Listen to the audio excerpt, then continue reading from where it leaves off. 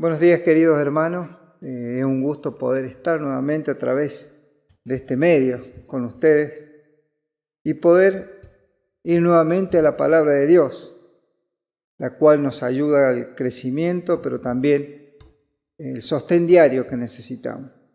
Me gustaría que fuéramos a la palabra de Dios, Hebreos capítulo 5, versículo 7, y empezar a meditar en esto y que vayamos viendo justamente en este mensaje aquello que Dios nos tiene que decir en este día.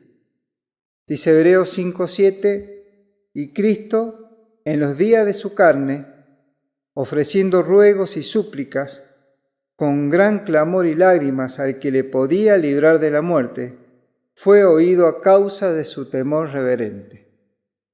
Cuando nosotros estudiamos la vida de Cristo, podemos hacerla de distintas formas, a través de los evangelios que muestran su obra aquí en la tierra, sus enseñanzas, su ministerio, sus milagros, su muerte y también su resurrección gloriosa. Pero muchas veces lo podemos hacer esto en forma sintética porque no podemos comprender a Jesús en la dimensión del Verbo eterno encarnado que nos muestra su vida humana. Y los cristianos, aquellos que hemos aceptado a Cristo como Salvador, debemos tener un equilibrio en relación con Cristo, porque a veces nos inclinamos a la deidad de Cristo y decimos que Cristo es Dios y lo sentamos a la diestra del Padre en la majestad de las alturas y lo ponemos para ser adorado por los querubines, y todo es cierto porque Él es Dios y no podemos dejar de decir que Él es Dios. Él es Dios. Pero muchas veces nos olvidamos de su humanidad y no solamente Cristo es Dios bendito en unidad con el Padre y el Espíritu Santo, sino que es el Verbo eterno manifestado en carne, y la naturaleza humana de Jesucristo debe ser comprendida para poder entender a Jesús. Porque cuando Cristo viene al encuentro del hombre, es Dios que viene en encuentro de gracia a través de Cristo. Dice Juan capítulo 1, versículo 14, y aquel Verbo fue hecho carne y habitó entre nosotros y vimos su gloria, gloria como del unigénito del Padre, lleno de gracia y de verdad. Cuando miramos la palabra de Dios y miramos a Juan como describe al Señor Jesucristo, nos damos cuenta de algo que no le impactó tanto sus obras y sus milagros, aunque él estuvo en ese grupo tan cercano, ni tampoco le impactó la autoridad que tenía para establecer la verdad ante aquellos religiosos de ese tiempo, sino lo que impactó a Juan es la gracia, y la gracia de Dios se manifiesta en Cristo, y Cristo viene hacia el hombre en un ministerio de gracia, y este Jesús viene como hombre para experimentar nuestra naturaleza y nuestros problemas. Es decir, como humano, Él experimentó el hambre, el sueño, la sed, el cansancio, la tristeza y el dolor. Además, la palabra de Dios nos dice que fue tentado en todo conforme a nuestra semejanza, pero sin pecado. Entonces, por ahí surge una pregunta. ¿Por qué es necesario que Él viniera al mundo como humano y experimentar todo esto? La respuesta es muy clara. Para ser capaz de compadecerse de los que somos tentados.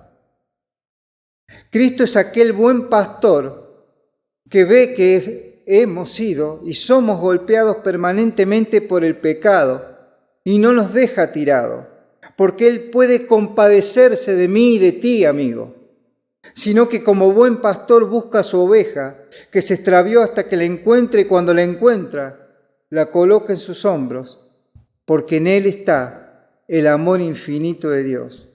Y el Dios eterno se hace hombre del tiempo y del espacio. Cuando analizamos la venida de nuestro amado Señor a la tierra, En primer lugar, tenemos que decir que Él viene para darnos salvación y vida eterna por medio de su persona y así llegar a Dios.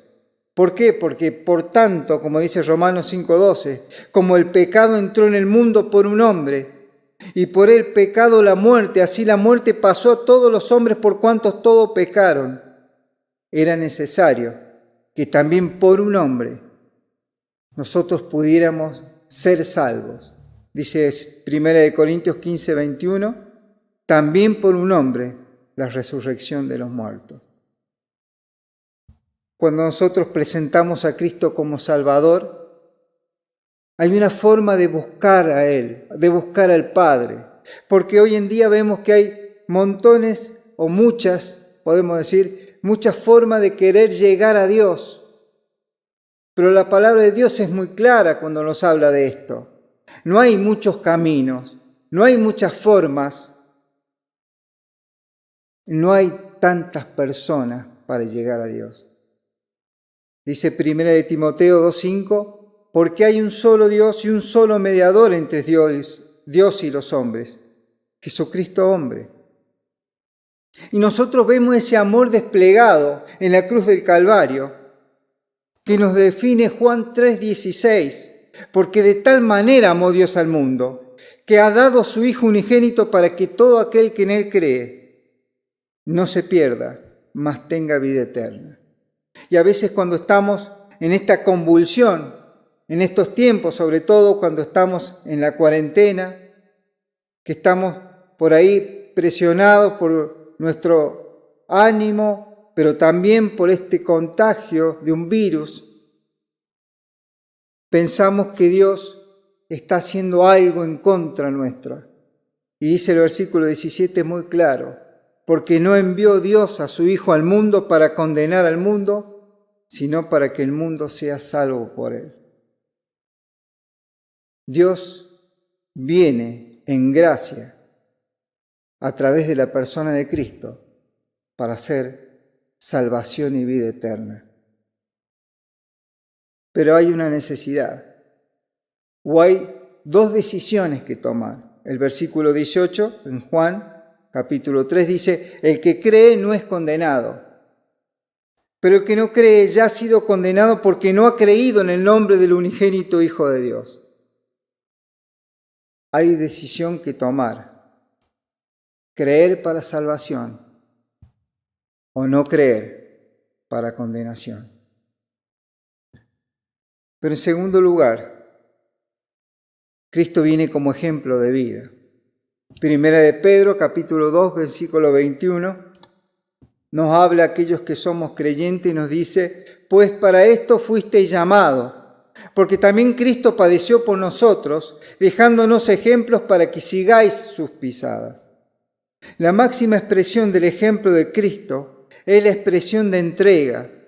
Cristo se entrega a la voluntad del Padre para cumplir con la obra perfecta de salvación, y ese Dios eterno que se limita a un cuerpo humano, este Dios que no tiene necesidad de nada, pero tiene hambre, y este Dios que es la expresión suprema del gozo y felicidad que nosotros quisiéramos tener, agoniza en Getsemaní para mostrar en una oración el gran ejemplo de entrega. No se haga mi voluntad, sino la tuya. Y si Jesucristo vino para ser el ejemplo de entrega y de servicio, no corresponde menos a nosotros que somos aquellos que le seguimos, de vivir entregando nuestra vida y nuestra voluntad a Dios. Romanos 12:1, Pablo, hablándole a los hermanos, le dice, así que, hermanos, ruego por la misericordia de Dios, que presentéis vuestros cuerpos en sacrificio vivo, santo, agradable a Dios, que es vuestro culto racional. Y queridos amigos, queridos hermanos, no podemos hablar de vida cristiana sin hablar de servicio. No podemos decir que somos cristianos si no vivimos a Cristo. Es decir, hermanos, que el ejemplo de Cristo debe estimular mi concepto de vida y me debe impulsar no solo a vivir en una entrega todos los días a la voluntad de Dios, sino también en servirle en obediencia. Romanos 6:17, Pablo también le dice a los hermanos: pero doy gracias a Dios que aunque erais esclavo del pecado, habéis obedecido de corazón aquella forma de doctrina a la cual fuisteis entregados. En primer lugar, dice en el versículo 18, y libertados del pecado. Eso nos da libertad. Cristo nos da libertad. Y así vinimos o vinisteis a ser siervos de la justicia. Queridos amigos y hermanos, en la vida de Cristo hay muchos hechos que por ahí conocemos porque nos han contado, o por ahí conocemos porque lo hemos visto o de alguna forma hemos leído de su vida. Pero esta vida de Cristo muchas veces la resumimos en 4 pasos: nacimiento, vida, muerte y resurrección.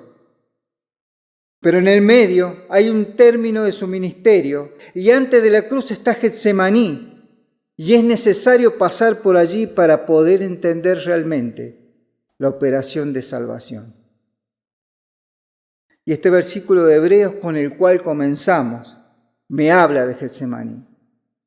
Porque Hebreos 5:7 dice: y Cristo en los días de su carne, ofreciendo ruegos y súplicas con gran clamor y lágrimas, al que lo podía librar de la muerte, fue oído a causa de su temor reverente. Lo primero que nos está diciendo este versículo, que el que agoniza allí es el hombre Jesús de Nazaret. Pero al mismo tiempo me está recordando que es Cristo el Mesías, el Verbo eterno de Dios manifestado en carne. Es Jesús 100% Dios y 100% hombre, porque en su persona habitan las dos naturalezas. Es el Santo de Dios que no pecó ni pudo pecar. Dice la palabra de Dios que nunca hizo maldad ni hubo engaño en su boca. Pero muchas veces surge una pregunta: ¿por qué agoniza allí en Getsemaní? ¿Cuál es tan grande la angustia del Señor en Getsemaní? Miren, la angustia de Getsemaní es aquello que condena al mundo. Es aquello que no permite a las personas vivir en libertad. Es aquello que aleja a las personas de Dios. Es aquello que definen como muerte eterna. Es el pecado. Esto es lo que está angustiando al Señor, el pecado. Dice Mateo 26:39, hablando en ese entorno en Getsemaní, dice, yendo un poco adelante, se postró sobre su rostro orando y diciendo: Padre mío, si es posible, pase de mí esta copa, pero no sea como yo quiero, sino como tú.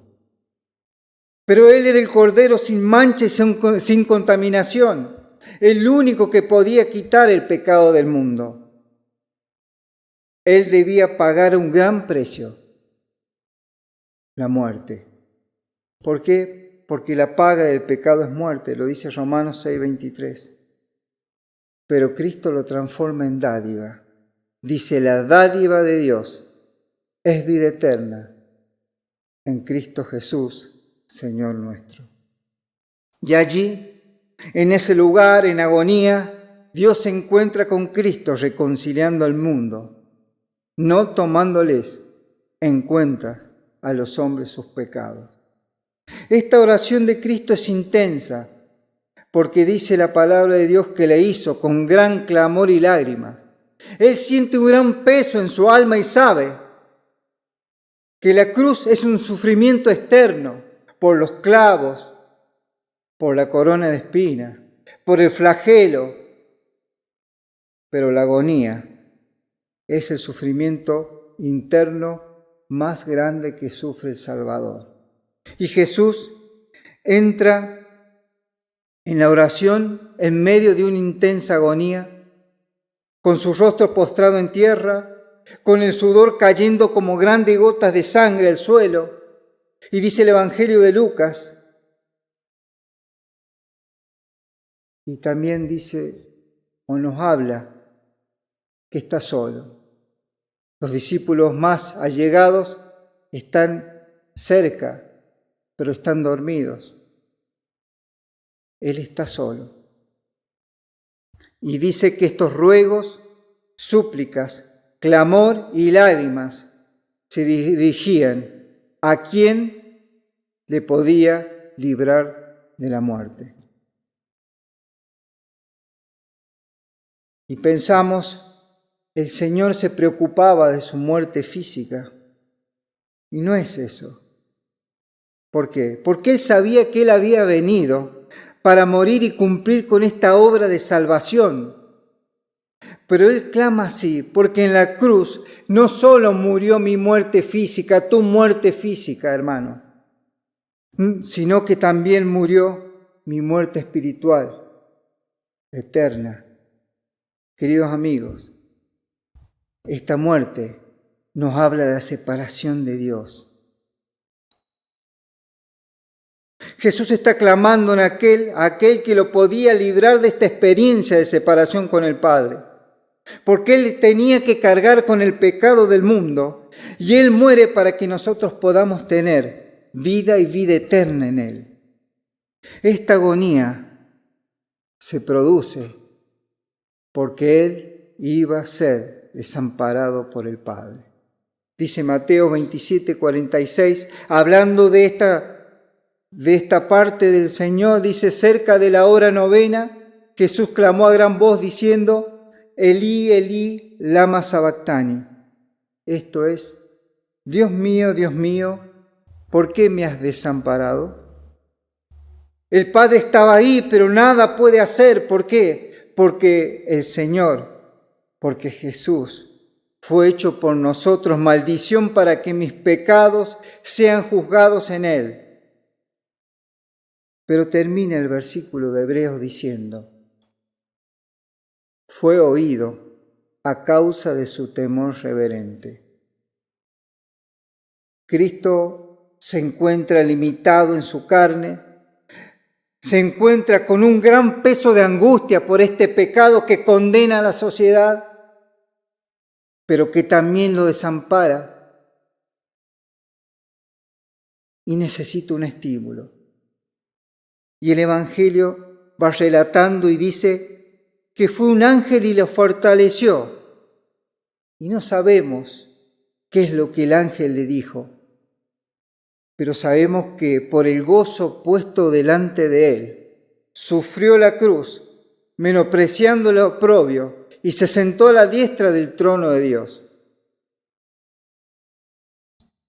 Queridos amigos, vemos que hay una entrega incondicional de Jesús, el cual paga el precio en la cruz del Calvario con su muerte, para que en Él cree, dice la palabra de Dios, tenga vida eterna y resucita para justificación, y así poder tener paz y volver a tener la relación con Dios y comenzar una nueva vida. Las cosas viejas pasaron, dice la palabra de Dios, todas son hechas nuevas. Una nueva vida que me da un nuevo comienzo, pero me permite también darle la gloria a Dios. Querido hermano, ¿qué es lo que te detiene para entregarte incondicionalmente a Dios? ¿Qué es lo que detiene en tu vida para decirle, tómame, úsame y dispone de mí según tu voluntad? Porque este amor de Cristo nos debe constreñir, dice 2 Corintios 5, 14 y 15. Dice la palabra de Dios, nos aprieta pensando esto, que si uno murió por todos, luego todos murieron. Y por todos murió para que los que viven ya no vivan para sí, sino para aquel que murió y resucitó por ellos. Queridos amigos y hermanos, solo cuando somos impactados por el amor de Cristo podemos decir, yo quiero ser como Él. Yo quiero ofrecer mi cuerpo como sacrificio vivo y santo para que Dios me tome. Pero algo más, antes de ir terminando este mensaje.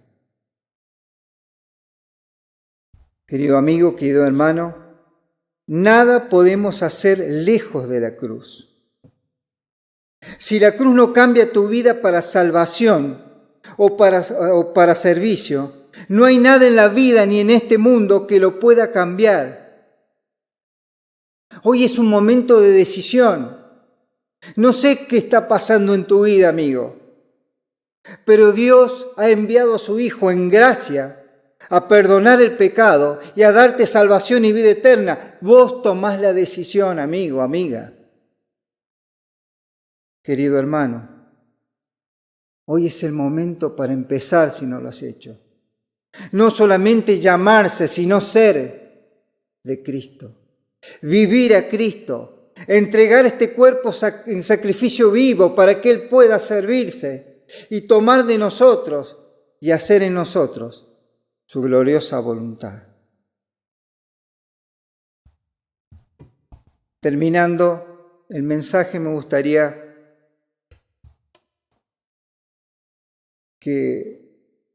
darle una pequeña estrofa de un viejo himno, que quizá no esté en nuestro himnario, pero que es muy bonito y dice: qué amor tan inmenso, Señor, en ti he visto, qué amor me revela tu hondo sufrir. ¿Quién puede su vista posar en tu cruz y luego insensible su ruta seguir? Querido amigo, querido amiga, hoy es un momento de decisión, porque Cristo no vino a condenar al mundo, sino para que el mundo sea salvo por Él. La opción es que tú creas para salvación y vida eterna. Querido hermano, Cristo nos ha llamado a seguir sus pisadas. Y aunque a veces cueste tomar la cruz y seguirle, como dijo el Señor a sus discípulos, el que quiere venir en pos de mí, tome su cruz y sígale. Porque esto cuesta. Entreguemos nuestra vida para la gloria y la honra de su nombre. Amén.